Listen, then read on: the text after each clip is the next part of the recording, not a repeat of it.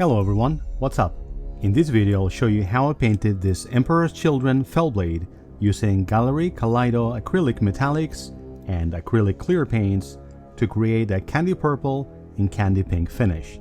Stay tuned until the end if you want to know how this beast became the first example of a new free commission perk for my Patreon supporters. Yes, that's right, free commission painting. So if you want to see whether acrylic paints can really pull off a proper candy effect on a massive Horus Heresy tank, this video is for you.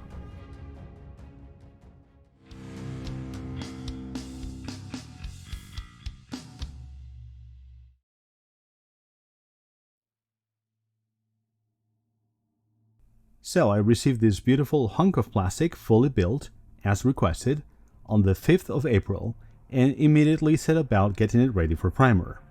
The primer that I went for is my new favorite black primer, which amazingly enough is an acrylic, go figure. I sprayed it at around 25 psi with my Mobius TG trigger airbrush with a few drops of Gaahlerie's own thinner added.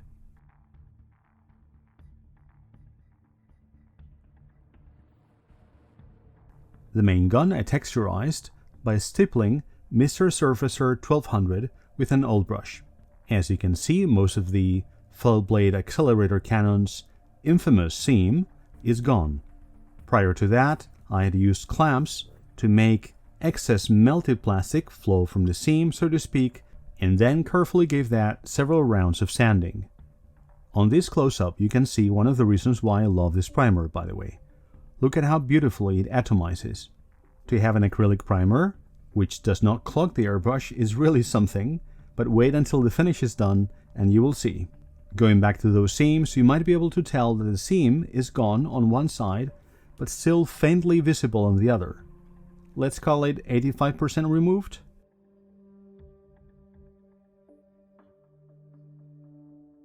Now I know that this very prominent texture is exaggerated, and I would never use it for a historical vehicle, but since this is the 31st millennium after all, A, we can say that it's a new type of Durasteel or whatever, and B, I was looking to create visual interest, and I believe this will achieve that. So this is the fully primed beast 24 hours later. Time for a metallic undercoat. Meet Kaleido Zirconium Black, which is as dark as it gets for a metallic. Once again, I got ready to spray it with my Mobius, adding a few drops of acrylic retarder thinner. As you can see, this metallic paint goes down beautifully.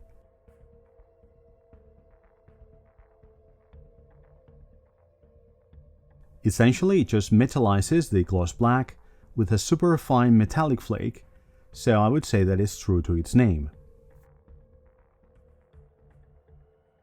I would encourage Iron Hands or Iron Warriors players to really try this paint. It looks really beautiful and it sprays almost as well as a lacquer. In this case, the marketing is not your usual BS.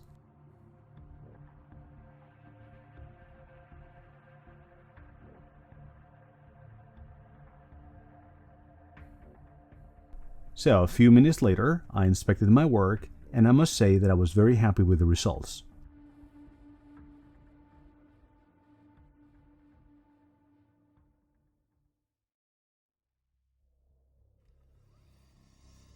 The next step was to create some highlights using a brighter metallic than my beloved Zirconium Black. This time I wanted more precision, so I switched to my Ventus with its 0.4mm needle, which is a good compromise between coverage and control. I added a few drops of Kaleido retarder thinner and I got ready to spray pretty much the whole tank with this beautiful metallic paint. Despite some mistakes in trigger discipline here and there, you can see that, as I had already reported in previous videos, this paint is an absolute pleasure to spray.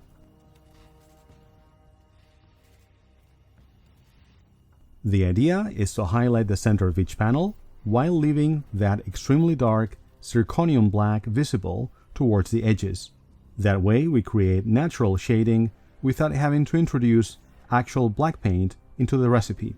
This matters because candy paints need a metallic undercoat everywhere in order to work as candy paints. If you lose the metallic foundation, you lose the effect. So in simple terms, the stainless steel becomes my midtone, while the remaining Zirconium Black becomes my shading. Needless to say, you can always do a second pass with the metallic black later if you feel like you've overdone it. This makes this sort of metallic underpainting one of the most relaxing tasks that you can tackle with the airbrush. And it's also one of the most impactful ones, as you will see later, I hope. When I was done with this step, I inspected my work and I was quite happy with the results. The next step was far more involved and, well, risky, so I did it off camera. I'm referring to the masking, of course. As you can see, it's a combination of liquid mask and masking tape. You can never be too sure. All that masking was in preparation for this paint, or rather, for the application of this paint with my trademark airbrush stenciling technique using this very expensive and exclusive secret weapon, Scotch-Brite. If you've seen my many Custodes video tutorials, you know what this is.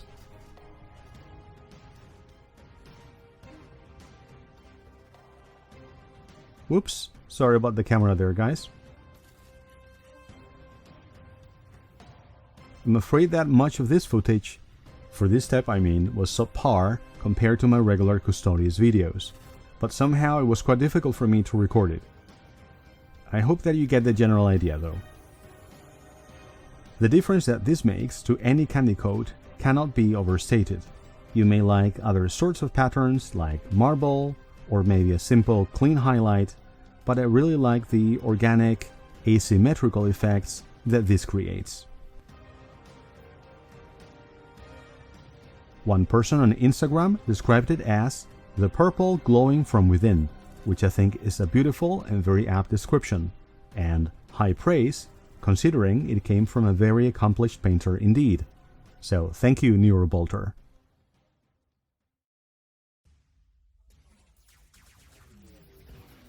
So guys, time for the main event.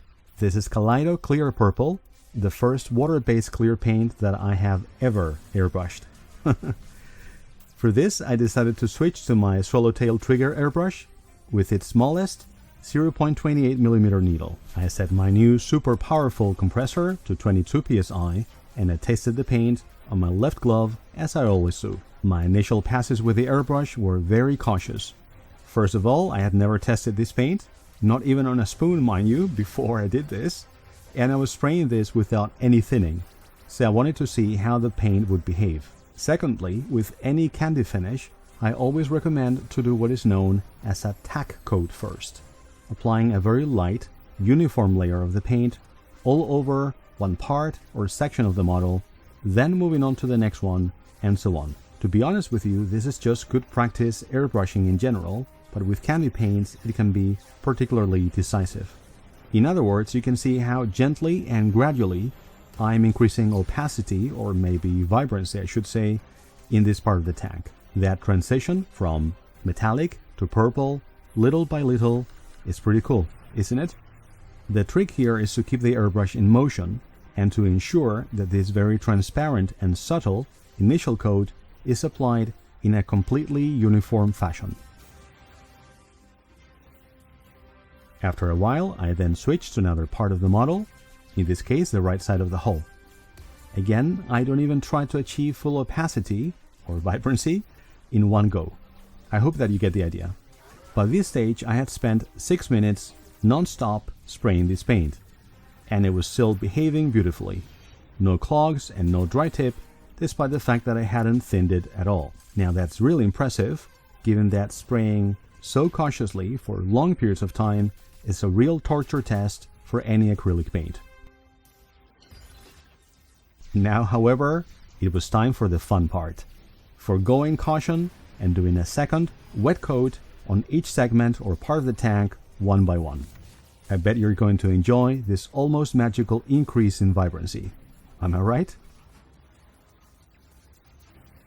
Here, all our work with the highlights, the shading, and also the mottled finish is starting to really pay dividends.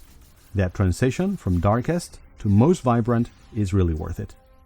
On the sides of the hull, I took a cue from my own Custodes painting videos and switched airbrush techniques to a horizontal spray pattern more akin to what you would do on car models, also the 1:1 scale ones. But the part I was really looking forward to was the turret. First of all, because of its shape, which I thought would lend itself better to the candy purple treatment. And secondly, because this part of the tank displayed the contrast between darker and lighter metallics more prominently than the others. Whilst my initial coat was also fairly light, I soon got enthusiastic and became more aggressive with the trigger. The fact that I never ran into any trouble whatsoever is testament to the ease of use of this paint. Instead of giving me problems, the paint leveled beautifully even when I sprayed it quite liberally and at very short distances.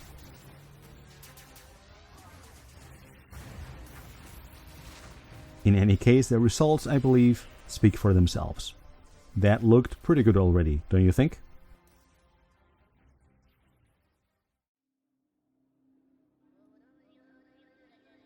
The next step was to add an accent color, and for that, well, a lot of masking work off camera was required. This unorthodox combination of masking tape and liquid mask had served me well on many occasions, and I was confident that it would do so again. Enter Kaleido Clear Pink, which I decided to use instead of the more conventional gold or white paints. Same airbrush, but lower pressure, and to compensate for that, a few drops of thinner. Even such a small amount of thinner, though, made an immediate difference to the paint. Check out how transparent that is. Even though it was really, well, up close and personal, at no point did I run into spiderwebbing or any other issues. Just a smooth, easily controllable, and consistent spraying experience. In other words, just like other paints in the Kaleido range, these two had proven dangerously close to lacquers in terms of their sprayability.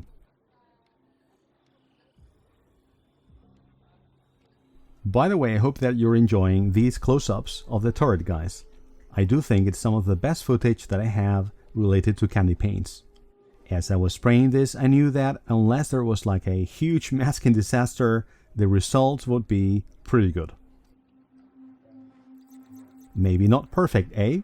But as my buddy Nix likes to say, perfect is the enemy of good. I mean, ask Fulgrim if you don't believe me.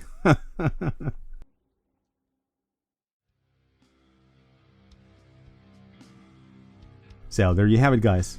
An Emperor's Children Fellblade, fully painted, fully weathered, and ready to leave the rest for Terra bench. This project was a joy for me to work on, and also the first finished example of my new free commission perk for Patreon supporters. The idea is simple. Every few months, one of my Magos tier supporters or above will be able to send me a fully built model. I paint for it for the channel, and then I send it back to them fully finished. The model has to be something that inspires me and that fits the channel, of course, but if it does, it gets the full Risk for Terra treatment. So Wyatt, buddy, thank you for trusting me with this beast. I hope that it was worth the wait. And as for the Gaahleri Kaleido paints, I was really impressed. The clear colors gave me exactly the candy purple and candy pink finish that I wanted, and the fact that they are acrylics is, well, mind-blowing, to be honest. If you know me, you know that I've always favored lacquers. Gaahlerie's marketing states that these are lacquer-like, and by Slanesh, they are right. I will be adopting them for my own Custodes army, I'll have you know. Before I let you go, a huge thank you to my Patreon supporters who make videos like this possible, quite literally, because if I had to rely on YouTube ad revenue alone, well, let's just say that Wyatt's Fellblade would have been painted with hopes, dreams, and discount purple nail polish from the nearest supermarket. Thanks for watching, guys, and remember, keep it up and weather it out.